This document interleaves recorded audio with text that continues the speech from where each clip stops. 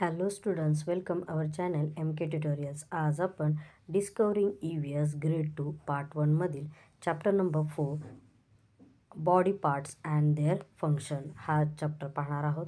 चला तर मग सुरुवात करूया न्यू वर्ड्सने. पहिला ब्रेन. ब्रेन म्हणजे काय तर आपला मेंदू. लंग्स म्हणजे फुफ्फुस. स्टमक म्हणजे आपलं पोट. हार्ट म्हणजे आपलं हृदय.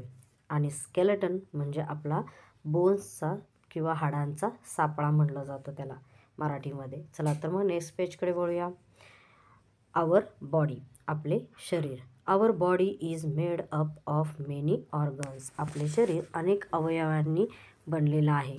ऑर्गन्स म्हणजे काय अवयव म्हणले जातं. We can see some of the organs such as eyes, ears, teeth and nose, but we cannot see the ones that are present inside our body. आपण डोळे, कान, दात आणि नाक यांसारखे जे काही अवयव आहेत ते आपण पाहू शकतो, पण आपल्या शरीरात आतमध्ये असलेले अवयव आपण पाहू शकत नाही. इनसाइड आवर बॉडी म्हणजे आपल्या आतले जे काही अवयव आहेत, ऑर्गन्स आहेत ते आपण पाहू शकत नाही. These are kept safe with the help of our bones. आणि ते आपल्या बोन्समुळे आतमध्ये कसे तर सुरक्षित आहेत, ते त्यांना सेफ ठेवतात. There are about 206 bones in our body. आपल्या शरीरात सुमारे 206 म्हणजे 206 हाडे आहेत, बोन्स आहेत. These bones join together to form a framework of our body called the skeleton. आणि हा जो आहे ना हाडांचा एकत्र घेऊन आहे ना त्यांचा जो शरीराची एक चौकट बनली आहे, म्हणजे फ्रेमवर्क म्हणजे काय एक चौकट बनलेली आहे, त्यालाच म्हणायचं काय तर skeleton. The skeleton is covered with skin. आणि हे जो हाडाचा सापळा आहे आपला तो कशाने कवर आहे तर स्किनने. Between the skeleton and skin are the muscles. हे सेंटेन्स खूप महत्त्वाचं आहे की आपला स्किन आणि स्केलेटन ह्यांच्यामध्ये आपलं काय आहे तर मसल्स आहे. The skin, bones and muscles work together to help our body move. आणि आपली बॉडी मूव्ह होण्यासाठी म्हणजे इकडून तिकडे जाण्यासाठी, हालचाल करण्यासाठी आपल्याला कोण मदत करतं तर आपली स्किन, बोन आणि muscles. We will now study about some more organs in our body. चला तर मग आपण आपल्या शरीरातील आणखीन काही अवयवांचा अभ्यास करूया. Extra. A new born baby has about 300 bones. जे न्यू बॉर्न बेबी असतं, नवजात बाळ असतं, त्याच्या अंगात किती हाडे असतात, बोन्स असतात तर 300 बोन्स असतात. ओके, चला तर मग नेक्स्ट पेजकडे वळूया. Body organs and their functions. शरीराचे अवयव आणि त्यांचे काम. फंक्शन्स म्हणजे काय तर त्यांचं काम किंवा कार्य. An organ is a body part that has a special function. अवयव म्हणजे शरीराचा एक असा भाग ज्याचे एक विशेष काम असते. We have many organ in our body such as brain, heart, lungs and stomach. Let us study about them. आणि आपल्या शरीरात काय तर ब्रेन आहे, ब्रेन म्हणजे मेंदू, हार्ट म्हणजे हृदय, लंग्स म्हणजे फुफ्फुस आणि स्टमक म्हणजे पोट. हे सगळे अवयव आहेत. तर चला तर मग त्यांच्याबद्दल अजून जाणून घेऊया. Brain. Brain is present inside our head. It helps us to think and learn. The brain control all the organs and action of our body. Brain हे आहे त्या कुठे आहे तर आपल्या डोक्यात असतो. तो आपल्याला विचार करायला म्हणजे काय तर थिंक करायला आणि काहीतरी लर्न म्हणजे आपल्याला काहीतरी शिकायला मदत करतो. The brain control. आणि आहे ना मेंदू आपल्या पूर्ण शरीरावरती काय करतो कंट्रोल करतो की त्या आणि काय ॲक्शन करायची, कशी हालचाल करायची ते सांगतो. त्याचं फंक्शन काय मग आहे तर thinking, learning, controlling all body parts. म्हणजे विचार करण्याचं, काहीतरी शिकण्याचं आणि पूर्ण शरीराच्या अवयवांवरती नियंत्रण ठेवतो तो. चला तर मग हार्टकडे वळूया. Heart is present inside our chest. आता हार्ट कुठे आहे तर आपल्या चेस्टच्या आतल्या बाजूला. It pumps blood to all part of the body.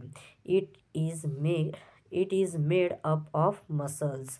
आणि जे हार्ट आहे ते काय करतं आहे तर पंप करतं आहे ब्लडचं आणि ते पूर्ण आपल्या शरीराच्या भागांना ते रक्त पुरवतं.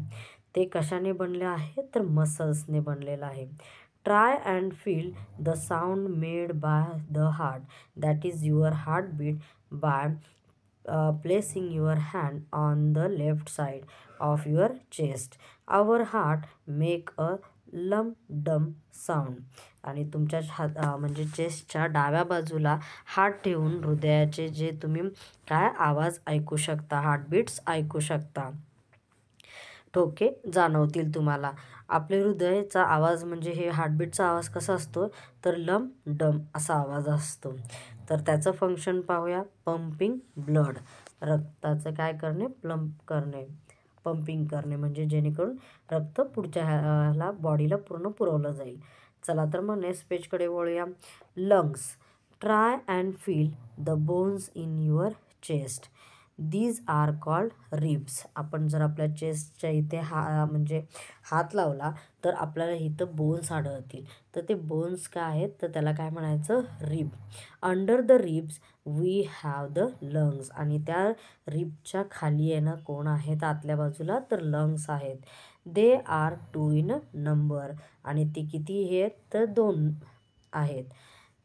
They help us to breathe. Lungs increase in size when we breathe in air and decrease in size when we breathe out.